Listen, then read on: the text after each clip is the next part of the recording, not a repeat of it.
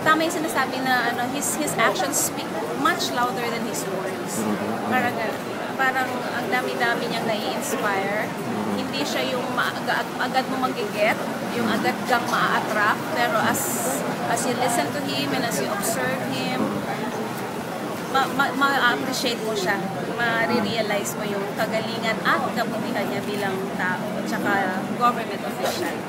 Oh, his love for his family. Sabi nga namin kanina sa meeting namin sa kaya natin, ini-enjoy niya kami lagi.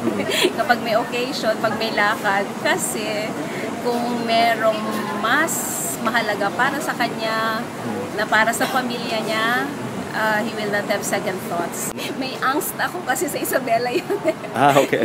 Anong particular? Nakaalala ko yun kasi we go to each other's provinces. Okay. So it was my turn, Isabela.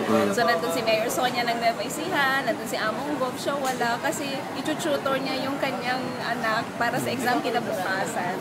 Since the very time that we organized Kaya Natin in July of 2008, remember that this movement for good governance and ethical leadership was organized by the three of us.